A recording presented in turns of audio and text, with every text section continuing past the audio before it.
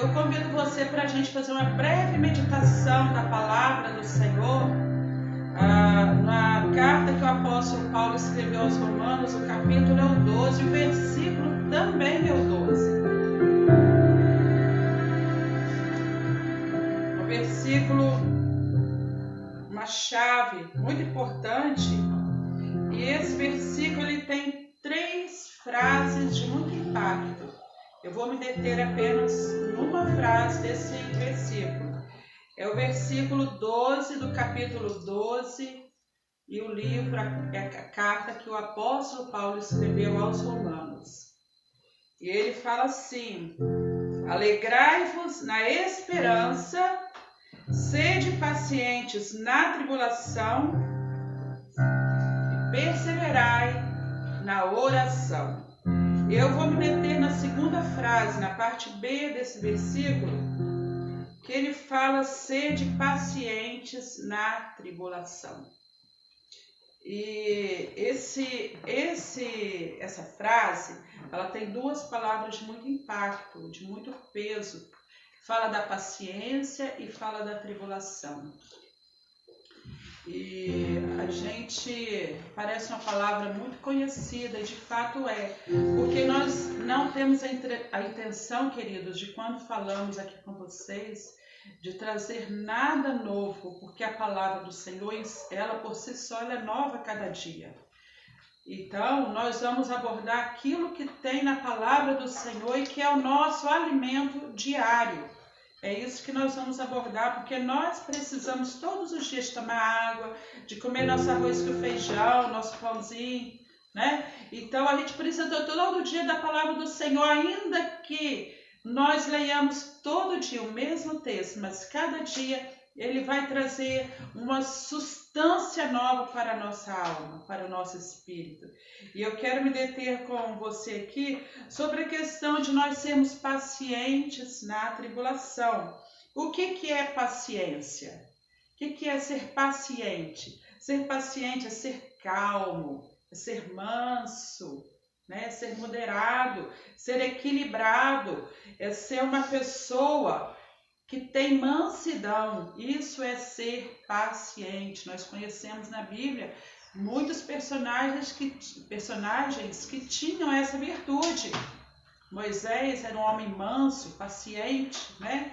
José foi um homem muito paciente, atravessou agruras na vida com paciência e ele alcançou a promessa. Nós vemos também na palavra do Senhor outros homens, Jó, né? A paciência de Jó tão famosa, né? Que é até um provérbio popular: meu Deus, dá-me a paciência de Jó. É assim que as pessoas dizem. Nós vamos abordar hoje a questão da paciência na nossa vida diária, baseada nos modelos bíblicos que nós temos, que é o nosso irmão, o nosso querido Jó e o querido Isaac também, o patriarca Isaac. 2 homens, entre outros, Jesus Cristo falou, né? Aprendei de mim que sou humilde e manso. Jesus Cristo tinha essa virtude também. Jesus Cristo era completo, né? Jesus Cristo tinha todas as virtudes. Nosso modelo maior, perfeito, Jesus Cristo, né? E nós precisamos entender, querido, ter consciência que as tribulações que a gente passa, também é outro aspecto importante, elas não são uma provocação de Deus, não são planejadas para nossa derrota. As tribulações que nós passamos, elas são circunstâncias da nossa vida, né? Ora pode ser por pecado, ora pode ser um ataque de Satanás, mas ora pode ser também Deus permitindo para que nós possamos galgar outros degraus na nossa vida cristã, como foi o caso de Jó. Jó passou o que passou, não foi porque ele estava em pecado, mas Deus permitiu para que ele tivesse os olhos abertos, né? Tanto é que no final da vida dele, lá no Jó 42, ele fala: agora os meus olhos te veem, eu te conhecia de ouvir falar, mas agora os meus olhos te veem. Aleluia. Jó, que era um cristão modelo, perfeito em todas as coisas, ou quase perfeito, vamos dizer assim, né? perfeito foi Jesus Cristo, e o Jó, aquele homem exemplar, um crente fiel, ele era reto, temente a Deus, se desviava do mal, um homem próspero na sua vida material, que tinha uma família que estava ali com ele, todo mundo à volta da sua mesa, e enfim, Deus permitiu a provação, a tribulação na vida de Jó. E nós vamos então acompanhar essa situação, porque nós aprendemos lá no Salmo 40 que esperar com paciência, Deus nos ouve, não é mesmo? No Salmo 40, o salmista diz: eu esperei no Senhor com paciência, e Ele me respondeu, Ele atendeu a minha oração. E o Jó, ele experimentou essa desgraça na vida dele, essa situação. Jó esteve sobre cacos e cinzas. A vida dele ficou nessa situação. Ele dormia em cima de cinza e se envolvia nos cacos de telha. No entanto, Jó se sustentou no Senhor. O Jó, ele passou uma situação tão adversa, queridos, a ponto da mulher dele surtar e dizer assim: ô Jó, tira a sua própria vida. Ela estimulou Jó a cometer o suicídio dentro da tribulação que ele estava passando. Ela aconselhou o marido. Querido, você vê que situação que essa mulher chegou. Essa mulher, ela perdeu o norte, ela entrou em estado de pânico. E eu até, de certa forma, eu entendo essa mulher, porque ela perdeu 10 filhos que ela tinha, queridos. Perder um filho não presta, é algo indizível. Mas perder os 10 filhos ainda numa ocasião só é algo que não tem palavras no vocabulário, no dicionário humano para descrever. E essa mulher perdeu os 10 filhos numa ocasião só. Mas isso, qualquer que seja a adversidade que nós venhamos a passar, não nos dá o direito de nós nos levantarmos contra Deus.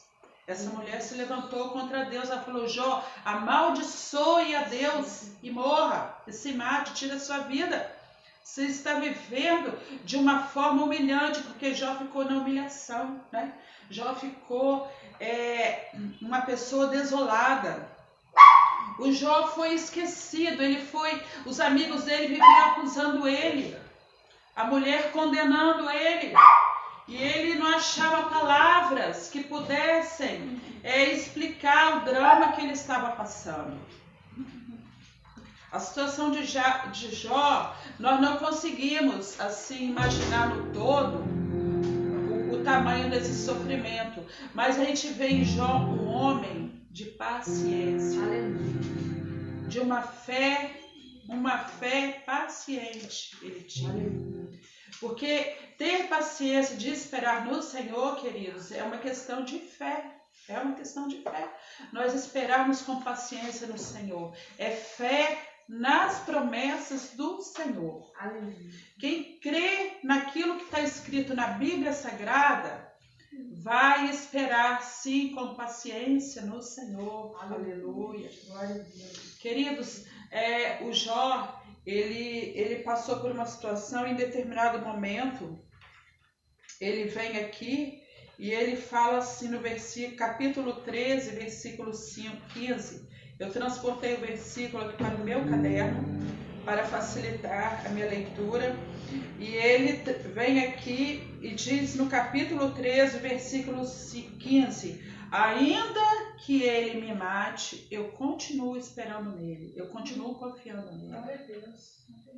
Ele não abria mão de permanecer, porque ser paciente, de esperar no Senhor, é uma questão de perseverança.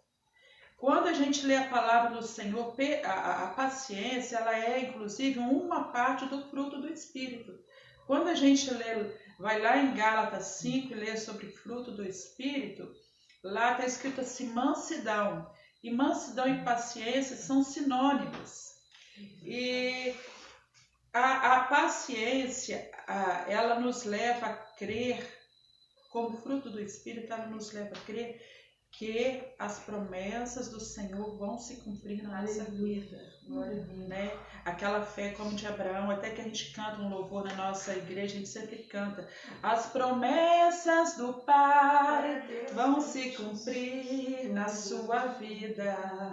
Não importa o que a realidade diz, viverás o melhor de Deus que está por vir. Então, isso nos faz ter perseverança. Paciência tem a ver totalmente com perseverança, porque perseverar no Senhor, a gente persevera, a gente espera, a gente fica ali plantado ali aos pés do Senhor, com fé naquilo que Ele diz nas Sagradas Escrituras. Isso dá suporte para nós na nossa vida diária. A gente acorda de manhã, abre a palavra do Senhor e vai lá e lê um versículo. Aí a gente vai lá em Romanos 5, versículo 3, que diz que a tribulação produz paciência. Olha só, queridos, o Senhor vai ter para todos os dias ter um pão diário na Bíblia para nós exercitarmos essa paciência de esperar no Senhor e passar a provação com perseverança no Senhor, sem amaldiçoar.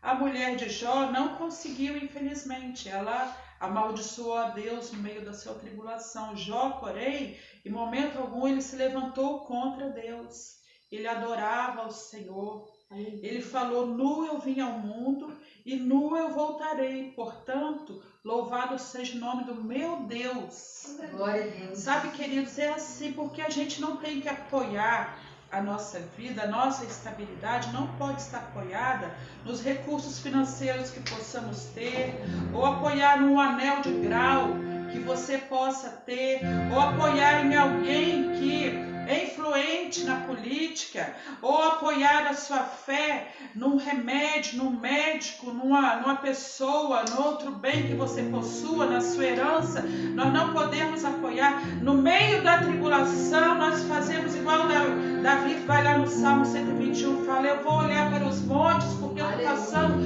uma tribulação insuportável, eu estou no prova, eu estou no fogo, e eu olho para todo lado e eu fico tentando, onde que eu vou pegar, onde que eu vou me segurar, em que eu possa, igual a gente quando está, alguém que está caindo, está sofrendo uma queda, ele fica buscando segurar em alguma coisa, aí a gente lembra: o meu socorro vem do Senhor. O meu socorro não está num monte de recurso, num monte de dinheiro, não está num monte de influência, num monte de conhecimento, nem na sabedoria. Diz a palavra lá, o sábio Salomão falou: quem quiser se gloriar, não se glorie na sabedoria, nem na força, nem na riqueza. Glorie-se no Senhor, em conhecê-lo. Então, queridos, quando a gente está passando essa tribulação, todo o planeta está passando por uma fase de tribulação. Está assim. Nós estamos passando uma situação de adversidade, uma situação incomum. Está todo mundo passando, ora por medo, alguns entrando em pânico, outros em depressão. Temos visto pessoas tirar a vida. Hoje, uma amiga minha lá de uma cidade que morei, ela publicou lá que um amigo deles, um senhor que é influente na cidade, tirou a vida, porque não estava suportando lidar com essa situação que está acontecendo. Um homem maduro, um homem vivido, experiente, mas não suportou a pressão, não suportou a tribulação. E nós precisamos correr para Jesus quando nós estamos passando, qualquer que seja uma fase tranquila na nossa vida, serena, ou seja uma fase de tribulação como essa. Vamos nos apegar no Senhor, pacientemente, sem xingar, sem murmurar. O povo de Deus, quando passou pelo deserto, aquele período que passaram no deserto, passaram em murmuração, e aquilo aborreceu profundamente a Deus, tanto é que eles foram destruídos.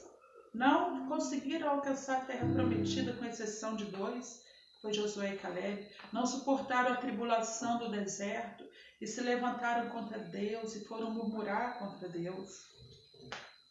A gente vê o Jó aqui mais à frente. ele passando essa adversidade e ele sofrendo pressão dos amigos dele, né? Aqueles vários amigos que vinham palestrar com ele, filosofar com ele pelo sofrimento dele, e estavam ali naquela situação. Desculpe, irmãos, alguma situação aqui que possa estar interferindo, mas eu quero lembrar você que Jó sofreu pressão dos amigos dele, da sociedade como um todo, porque ele era um homem muito bem sucedido na cidade. Ele era um homem que tinha status, ele perdeu o status, ele foi viver literalmente, fisicamente, entre cacos e cinzas. No entanto, Jó permaneceu pacientemente, esperando no Senhor, confiando no Senhor, e até que um dia ele bradou: eu sei que o meu Redentor vive, eu sei que o meu Redentor vive, eu sei que ele vive, ele há de reinar sobre a terra, aleluia. Ele bradou para que aquelas pessoas que o incomodavam, que o acusavam, que jogavam pedras de acusação, que ficavam no ouvido dele, atordoando a cabeça dele, roubando a paz dele, porque ele tinha uma paz interior com Deus e as pessoas queriam roubar aquela paz, e nós podemos gozar de paz no meio da adversidade. Aleluia. Nós não podemos depender das circunstâncias à nossa volta para ter paz. A gente vê lá em Filipenses, o apóstolo Paulo fala: eu sei estar contente em qualquer situação. Se a situação for favorável, eu vou estar contente, mas se ela for desfavorável, se ela for uma situação de adversidade, também eu vou estar contente, porque eu posso todas as coisas, é naquele que me fortalece. Tudo eu vou superar e vou vencer e vou dar a volta por cima, porque eu estou sedimentado na palavra de Deus. Aleluia. Irmãos, nós não podemos ficar encolerizados, fala, né? Ficar com os nervos à flor da pele, não. Quando você sentir um momento que seus nervos estão à flor da pele, o sangue está fervendo e você está vendo as coisas vindo contra, caminhando contra, você faz lá igual está escrito em Isaías, igual Jesus Cristo também ensinou. Vai para o teu quarto, fecha a porta, até que passe aquele momento de ira, de desespero, e clame ao Senhor. Não entre para o quarto para ficar depressivo no quarto, não. Não entre para o quarto para ficar com a luz apagada, só enfiado debaixo de um pano, de um lençol, não. Mas entre para o quarto para você dobrar o joelho, palestrar com o Espírito Santo. Ele fica esperando um momento que você larga tudo e larga para lá, como se fosse um pronto-socorro. Que quando a gente precisa do pronto-socorro, queridos, a gente apaga o fogo da panela no meio do cozimento, a gente desliga todos os aparelhos, a gente não quer saber de mais nada, a gente parte correndo para um pronto-socorro, e é assim que a gente faz com o Senhor.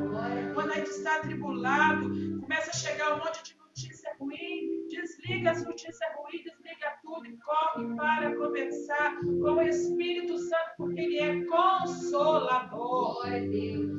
Ele tem palavras, Jesus Cristo tem palavras de vida para nós. O mundo está cheio de palavras de morte. Todos os dias chegam para nós só notícias de morte. Vamos dar um basta nisso. Jesus Cristo tem palavras de vida eterna. Glória a Deus. Vamos nos modelar também no patriarca Isaac. Isaac foi um rapaz que desde a sua infância, ele era um menino de mansidão, um menino moderado. Quando o pai dele foi oferecê-lo lá no sacrifício no Monte Moriá, o Isaac, ele aceitou a proposta. Ele era um menino resignado, um menino que não era questionador, que não era briguento. Quando ele sofria ataques também do irmão dele, do Ismael, ele não tem citações bíblicas de que ele revidava para o Ismael, não. Ele era um menino manso, moderado. Ele não partia para briga. A gente vê posteriormente, quando a mãe dele morre, a Sara, que é uma mulher que não soube esperar pacientemente no Senhor, a Sara, ela atropelou o plano de Deus para que nascesse logo então o herdeiro de Abraão, e nasceu, foi um percalço no caminho, que foi o Ismael. E o Isaac veio depois como filho prometido do Senhor. E o Isaac, quando perdeu a mãe dele, ele estava lá com seus 40 anos e ainda não tinha se casado. E o pai dele, preocupado com aquela tranquilidade dele, o rapaz sozinho, o filho único dentro de casa, e o pai já estava muito velho, como cerca de 140 anos, Abraão estava nessas alturas, sabendo que a qualquer momento podia morrer, ele providenciou para que houvesse um casamento, e então Isaac se casa. Isaac ainda levou muito tempo para ter filho, não podia ter filhos, a sua esposa Rebeca. E ele diz a palavra do Senhor que ele orou insistentemente, pacientemente, perseverantemente. Isaac orava ao Senhor, até que o Senhor deu a ele resposta em porção dobrada, e vieram dois gêmeos, Esaú e Jacó. Aleluia. Sabe, queridos, não desanime. Isaac orou 20 anos para ter filhos. O Senhor deu dando 2 filhos para ele. Não perca a paciência, não desista. Não pare de crer, né? Que é o louvor que a gente canta da nossa querida Ludmilla. Os sonhos de Deus não morrem. A tribulação passa. São fases. Ninguém vive para sempre em tribulação. Ninguém vive para sempre no deserto. Ninguém vive para sempre dentro de uma tempestade. O Isaac superou aquela situação, venceu. Posteriormente, veio uma grande fome na região onde Isaac morava, veio sobre a terra uma grande fome, lá em Gênesis 26, diz a palavra do Senhor. E Isaac, então, ficou ali numa situação porque ele tinha grande rebanho de animais, de vários tipos de animais, tinha esposa, tinha filhos, ele precisava, tinha muitos funcionários, ele precisava providenciar uma saída, porque ele estava numa situação de fome, de seca. Então Deus orientou ele, ele tomou o rumo orientado por Deus e ele começou a cavar poços. E quando ele começou a cavar poço, o primeiro poço que ele cavou, na verdade, ele reabriu um poço que Abraão tinha cavado, e os filisteus tinham fechado, entulhado esses poços. E o Isaac foi lá e reabriu esses poços que o pai dele tinha feito. Aí vieram os filisteus e tomaram os poços dele, enterraram os poços de...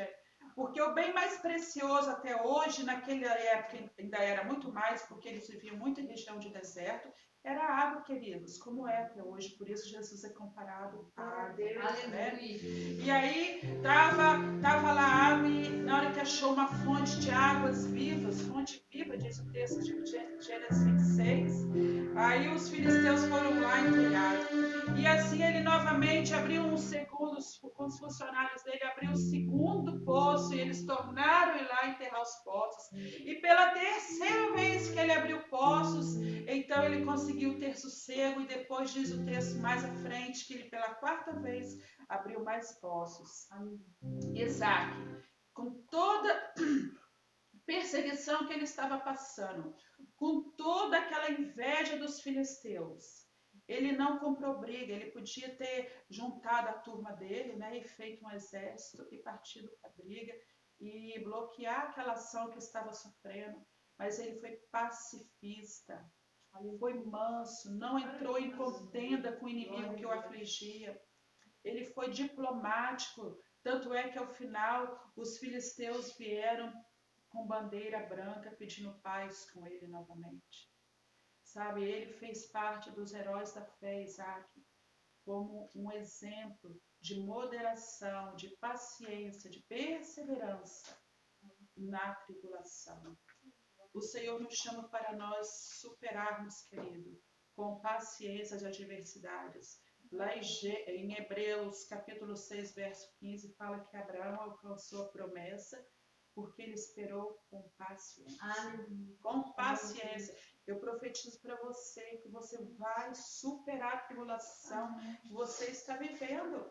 Eu já passei por muitas, eu falo isso, por exemplo, por ter vivência nessas questões, queridos, de passar grandes tribulações, de alto grau, de muito impacto na minha vida, mas esperar perseverante no Senhor. E o Senhor nos tirou daquele poço, daquele lodo, daquele lamaçal, e colocou nossos pés sobre a rocha. Aleluia. Eu quero orar com você nesse momento. Orar com você nesse momento, com os irmãos que estão aqui na live, aqui na casa da irmã Antônia e da irmã Daísa. nós orarmos nesse momento e ficarmos com a palavra do Senhor em Mateus capítulo 5, verso 5, que fala que os mansos, os pacientes, herdarão a terra e gozarão de abundância de paz. Glória a Jesus. Não abra mão, queridos. Não faça contenda. A tribulação tão grande, não xingue. Não agrida as pessoas à sua volta. A prova da nossa fé é mais preciosa do que o ouro. Segura na promessa, na palavra. Não vai afundar o teu barco. Jesus está contigo. Glória a Deus. Essa nuvem vai passar, esse vento vai passar. Aleluia. Nós vamos cantar do outro lado o hino da vitória, né? Assim que a gente canta. Do outro lado nós vamos cantar, glorificar ao Senhor. Que só o Senhor é Deus, aleluia. E não há Deus como nosso Deus, aleluia. Só o Senhor é Deus. Foi assim que Miriam cantou do outro lado, foi assim que Elias cantou, bradou lá em cima do Monte Carmelo. E assim nós ainda, povo de Deus, bradamos, só o Senhor é Deus.